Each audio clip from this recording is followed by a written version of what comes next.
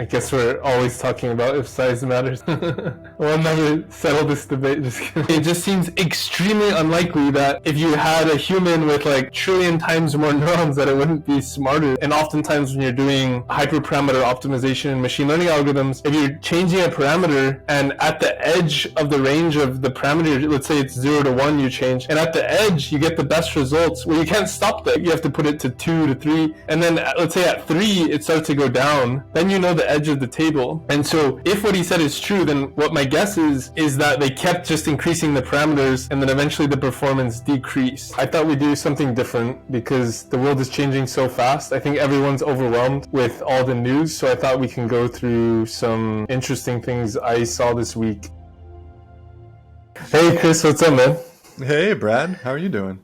Good. Actually, is your name Christopher or just Chris? Only my mom calls me Christopher, but okay. Legally it's Christopher. Oh, okay. Awesome. So I thought we'd do something different because the world is changing so fast. I think everyone's overwhelmed with all the news. So I thought we can go through some interesting things I saw this week. And I think you had a conversation topic you wanted to go. So should we jump into it? Yeah, let's do it. The AI TLDR, I like that name. Yeah, I like it too. All right, so the first one I saw was this Generative Agents paper and simulation. So if you're interested, you can go into more detail, but this was really cool. So they essentially recreated the Sims, but instead of you having to pre-program every interaction, each of them is a large language model, and they generate unique behavior every single time. It's really cool. I would recommend looking at the YouTube video, which is in the description below. The most important thing I got out of this paper, besides it just being freaking cool, and like people have real personalities. Like, I think there's one like artistic guy who's kind of emo and likes coffee, but the thing I found really cool here was the way they implemented this. They had this idea of a memory stream. So each of these agents would perceive something, and then you could program a memory. Like you could literally add memories in the brain, which is like, oh, hey, you were trying to find a new job or something like that. And it'll have a memory that it's trying to find a new job, and all its actions will be related. Like it'll be like, I'm a little stressed finding a job. It's not so easy. And so they can retrieve these memories and then act and plan and reflect based on these memories. And so we actually used that, integrated that into our Super AI product because it was so useful and so interesting. And there's a lot of details about this, but they implemented this in a game, and you can see like Klaus Müller is highly dedicated to research was the outcome. And there's like observations. Klaus Müller is reading about gentrification. Klaus Müller is reading about urban design. And then that creates a reflection. Klaus Müller spends many hours reading. And so then you have this reflection plus other observations, like Klaus Müller is making connections between articles. Klaus Müller is reading and taking note, and it's like Klaus Müller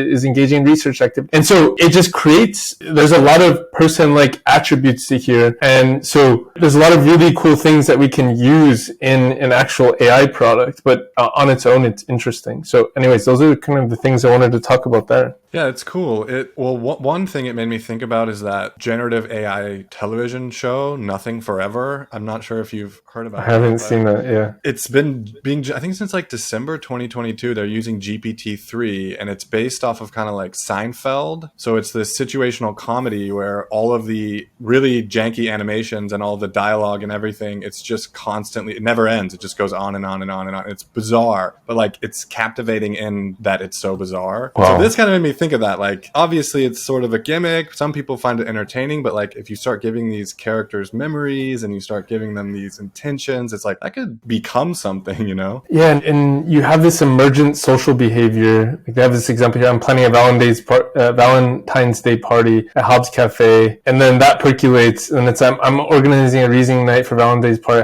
Are you welcome to join? Speaking of which, Isabella has invited us to Valentine's party, and then I'm actually planning on and so you have this emergent social behavior which creates it, like we talked about last time, like cellular automata and emergence, and we're seeing it here too, which is super interesting. So can't wait to play with that. And TV shows. What are some of the uses you see like in the AI products themselves? Yeah, so being able to store memories and react to those memories. So let's say you're processing a document and there's a really complex processing step. Because the GPT models and other models have a fixed context window, long-term memories start to fade. And you see this even if you're writing code. You could tell it starts forgetting the original intent, whereas if you had a memory, you can create an agent where you could store all its memories, even a text document, and have one of its actions retrieving memories. And so you can add long-term memory to your GPT calls, but really do it all autonomously. That seems like it would have utility from my perspective as a marketer. Like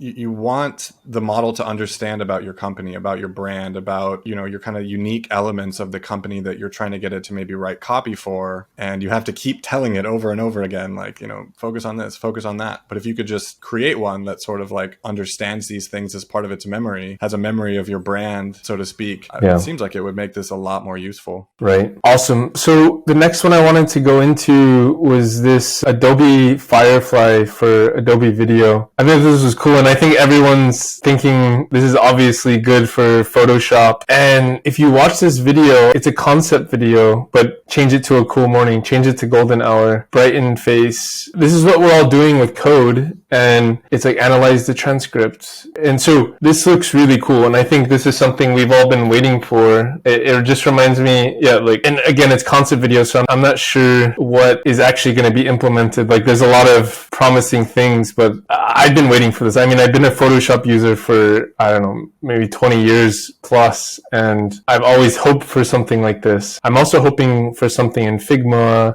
to create mockups. Actually, I saw this UI Zard, but I haven't been able to use it. Kind of similar to that idea, but for mockups, but just a waitlist. So I'm not sure what actually works there, but I thought this was a really, really cool idea. Yeah, it's neat. I mean, I feel the same in that it's, it's a mock-up. You don't know how it will actually work in practice. But what it made me think about is how, if you go back to like the beginning of YouTube, there were creators that were putting content out that didn't know how to even edit video. Like the most they could do was crop the ends off of something. And as technology's progressed, a lot of these tools have become democratized. Like there's much simpler video editors. You can do a lot of things on your cell phone, your smartphone. This kind of seems like the next iteration of that, where you're going to start giving the average person who wants to create video content or whatever it is, the ability to do these very sophisticated things that previously would have required some kind of expert.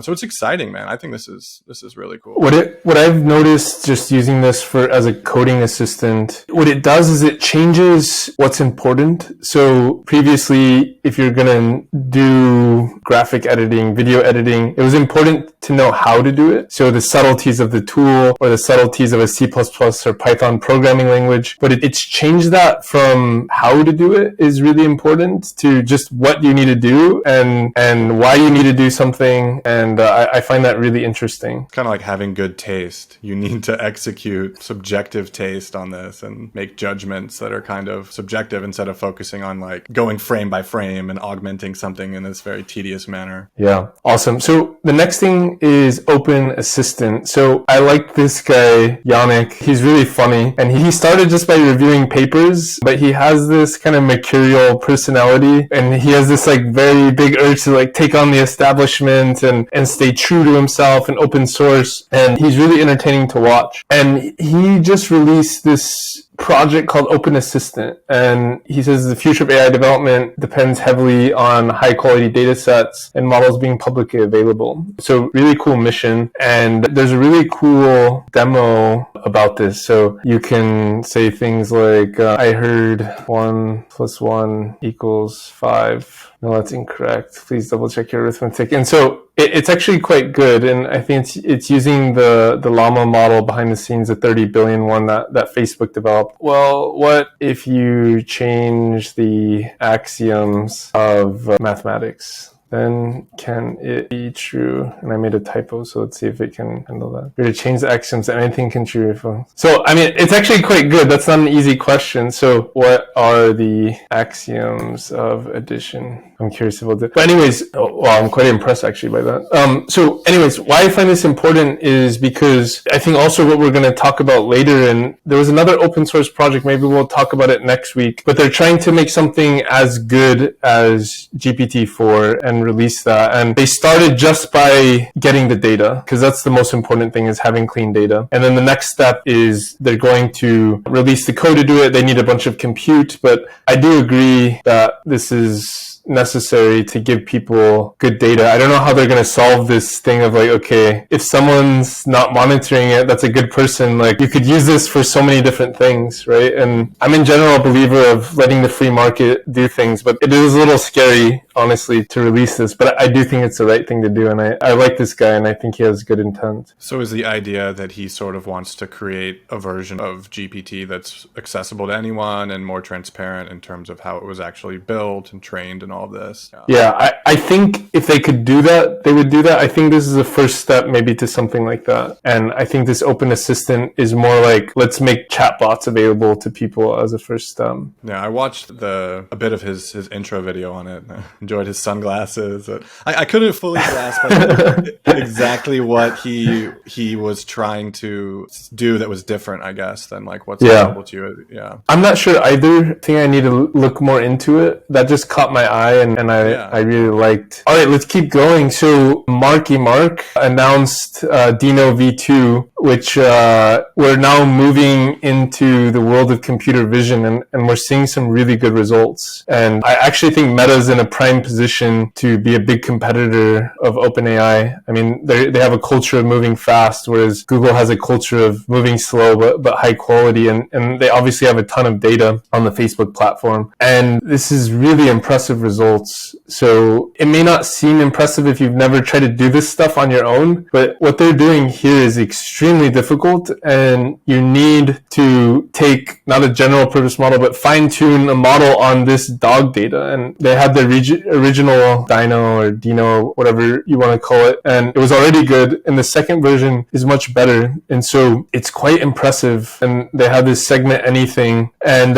he says, well, SAM is promptable system focused on zero-shot generation to diverse segmentation tasks. Dino V2 uses a simple linear classifier to achieve strong results across tasks beyond segmentation. So it's getting more and more general, and they have some applications of we can estimate forest canopy health and height to kind of automatically see where trees are unhealthy and fix it. So I think this is really cool, and I think we'll definitely integrate this into our computer vision pieces. So just really amazing. Big implications for unstructured data processing, kind of the platform idea. Yeah, really cool. Totally. Yeah, and I mean, some of the vision that we had originally at Super AI was just like, hey, there's a bunch of cool shit coming out. Like, why build our own? Why not build this application layer over it? And so I'm always happy when things like this come out. Cool. So I guess we're going to get into some gossip. I guess even AI people need gossip. So there was an interview with Tucker Carlson and Elon Musk, and he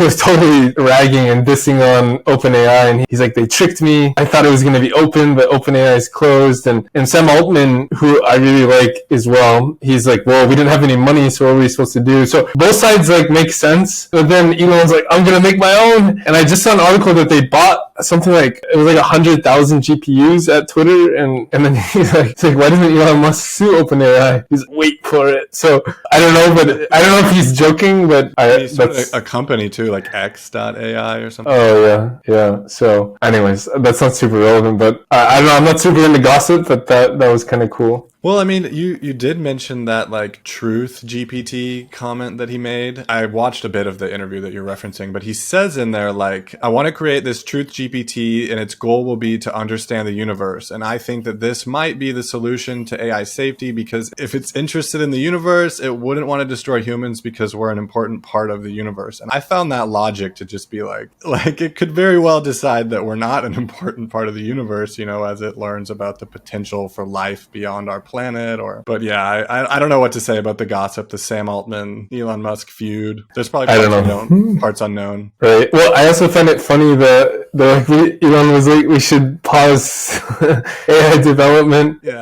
And then he's like, we should just pause so I can catch up and make something better. I think I said that in our company's Slack. I was like, Elon just wants to make his own company. Yeah. I mean, he's probably going to create something sweet. So there's this, moving on, I saw this Bardeen AI and it looks really cool. So here's kind of the sales video. Again, who knows what's implemented here, but I'll show. I actually installed it. But the idea is, again, I think we've all been thinking about this, so I'm glad they're implementing it, is can you just automate things in using GPT and all these agents so that you can like send reminders or all these things. So let me just open it and show you. So they have, let me go back to search all apps, or let me close this. So they have pre-made apps like sales and prospecting. So create and open a new Google Doc, share a Google Doc. There's things around copying and pasting, scraping websites and adding it to a Google Doc, copy a LinkedIn company data to Notion, get pros from LinkedIn, copy LinkedIn profile data,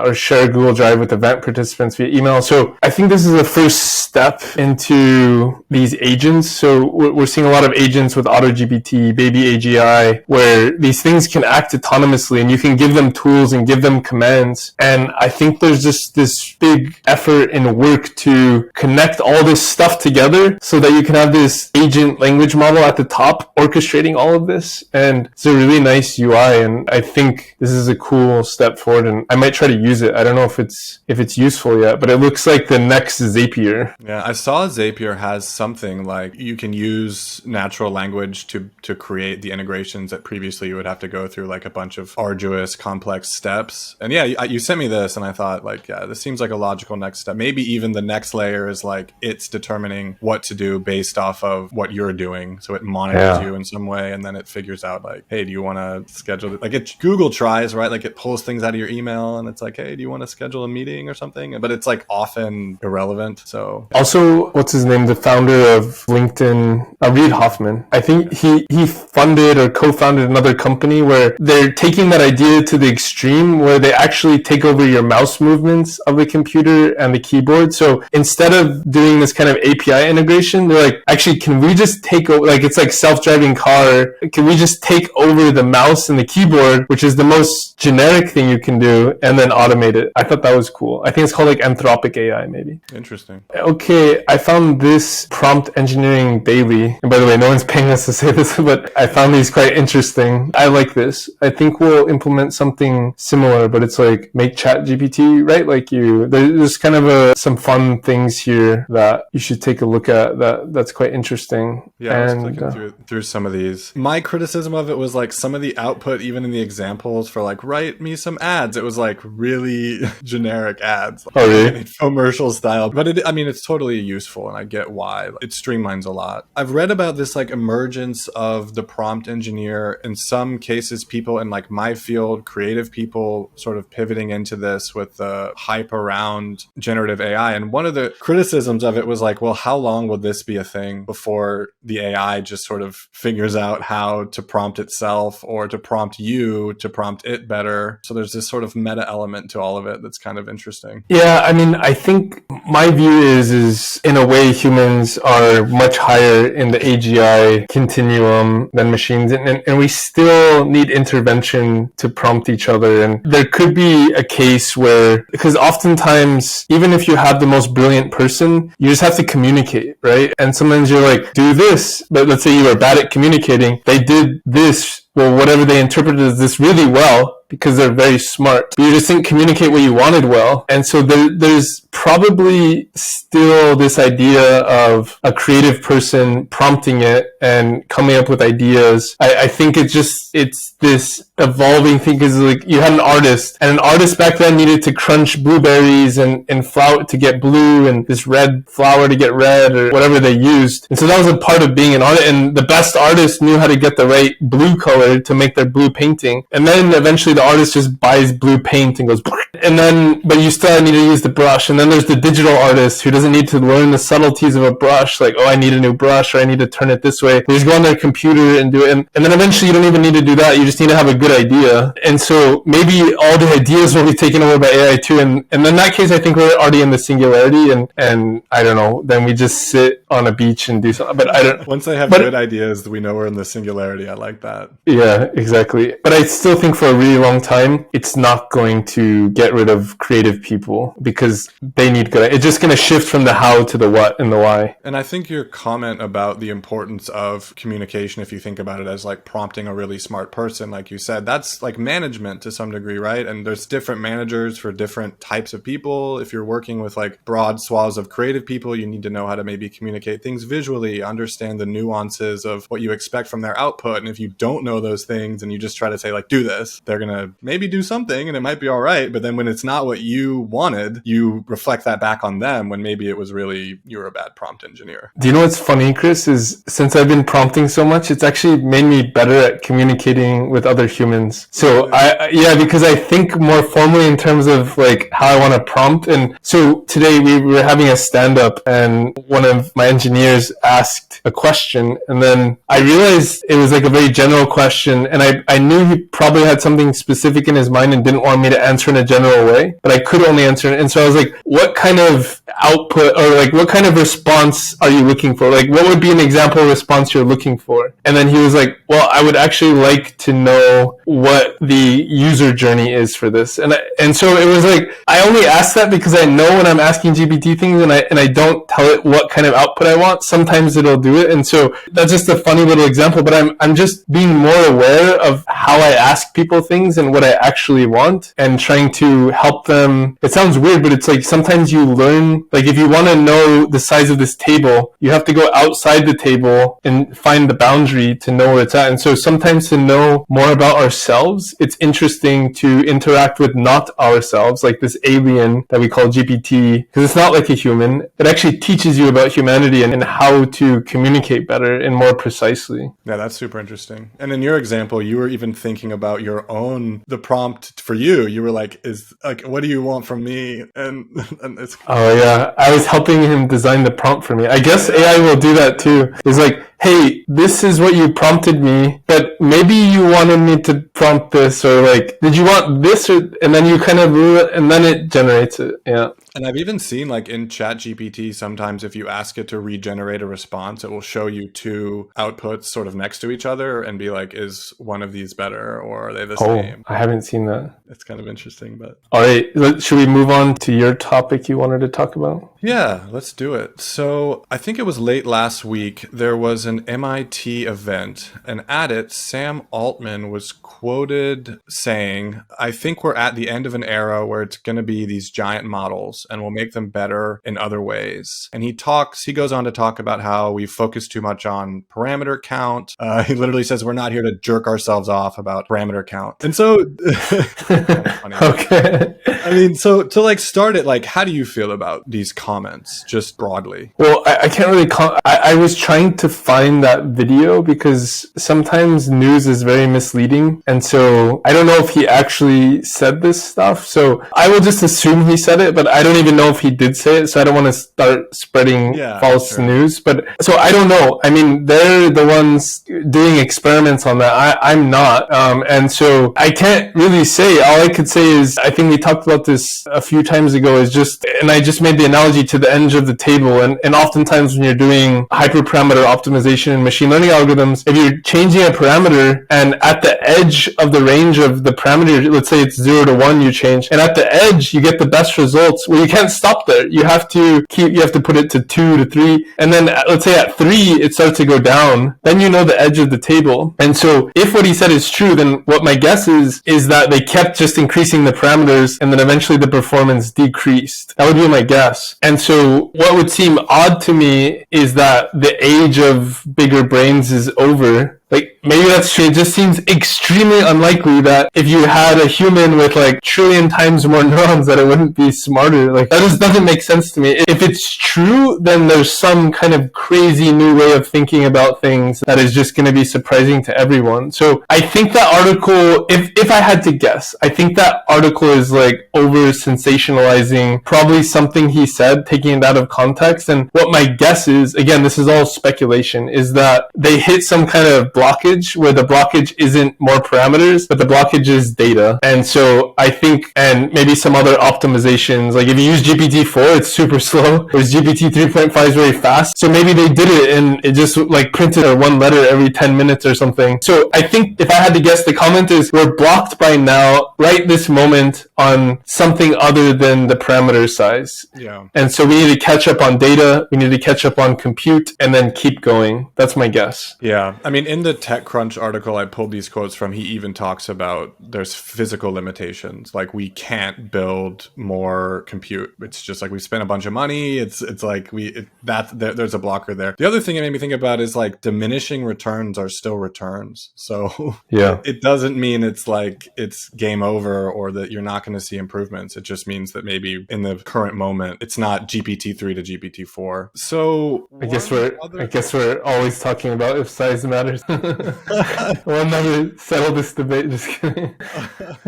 Well, one other thing it made me think about is, do you think maybe we have like this myopic focus on generative AI right now? Kind of prior to maybe 6 months ago, I feel there was like a broader focus on these different areas of machine learning and different types of models. And now it feels like everybody thinks that the key to unlocking AGI is just this one avenue. And, you know, I'm not a machine learning expert. It is impressive, but I also just wonder if it might be broader than that, or a confluence of different things rather than just this kind of single lane that maybe the media or the average person might feel like we're going toward. Yeah, I don't know. I used to think that, but I'm not sure if that's actually going to be true. So just a few thoughts. I don't know the answer, right? But if you just think about tooling and the history of tooling, so like you want to have the right tool for the job. And before we even had general purpose computers, so-called von Neumann architecture or the general compute that Alan Turing came up with, the general Turing machine idea. The idea was to do integration, you need to go to the integration computer store and buy that. To do arithmetic, you need to go buy a calculator. To do whatever, you needed to go to each store to buy a particular, very specific machine. And it's kind of like if we went back in time and you said, do you think that like everyone's focused on this general Turing machine, von Neumann architecture, like, do you think that's just hype, or do you think, and so do you still use calculators? Yes. Do you still use special like machines for different things? Do you use special tools for, yes, you still use those. They're still useful. And so I don't think that's going away, and maybe people are over indexed on that. And again, it's to this table analogy. They need to find the limitations. When something's fun and fresh, you try to use it for everything and you kind of forget about the tools that are actually better. And maybe we are in that phase a bit, and maybe we don't need, but I think we should keep going and find the limitation and figure out when you're using this hammer to do everything. But what I would guess is this trend continues of amalgamation, of unification, and I do think most everything will be handled by kind of a single type of architecture, and then that architecture will itself specialize. So you'll use like a very specialized generative AI to do something that's trained on a specific data, specific compute. It's a specific size. Maybe it's really tiny and runs on a nanobot that's in your computer. Or maybe it's really big and controls some crazy global economic calculation. And so there will be specialization, but I think just like we have specialized computers, but they're all MOSFET devices, like whether it's on your phone or your computer or a supercomputer or in your Arduino, it's all the same computer, even though they're specialized. And then the other thing is, it's really important that we have so I think to summarize, I think in terms of AI, I think it's going to trend towards one unified thing. But I think outside of AI, I think it's important that people keep pursuing different avenues. And we just saw this with the confluence of Wolfram Alpha and GPT, or giving GPT a calculator. It just makes it so much better. And so we want people in the world not just over-indexing that everyone's working on AI. We want people doing other things. But in AI, I think it'll eventually turn into one thing. Yeah, it makes sense. I mean, I guess it's kind of like the connective tissue to some degree at this moment. And then moving forward, it also maybe has the potential to kind of learn these other capabilities or seamlessly integrate them to the degree that it's not so relevant anymore, that it's multiple different types even. So it's like, it's early days, so we have all these different variants, but in the future, it sort of makes sense that that's not the case. Exactly. And I think that played out with us as humans. We talked about last time that whales may be super hyper intelligent, or dolphins. And just imagine humans without the tools that we have, or without the opposable thumbs, we probably wouldn't be so great. I mean, even a few 100,000 years ago, we emerged because we could do counterfactual thinking. But before that, we were just another animal in the animal kingdom. And for most of human history, even after counterfactual emergence, we've been starving all the time. Like, people would eat each other. It was just horrible. Everyone was starving. But now, because we have technology, we're so much better off. And so you can just play the same thing out with GPT on its own. It's great. But if you give it tools, it's going to be so much better. Yeah, that's cool. It's interesting to think about it that way too. GPT's tools. Yeah. Well, cool, man. I think that does it. We had a good one today. Nice, Chris. Well, I hope you have a good day, and talk to you soon. You too, Brad. Bye. Bye.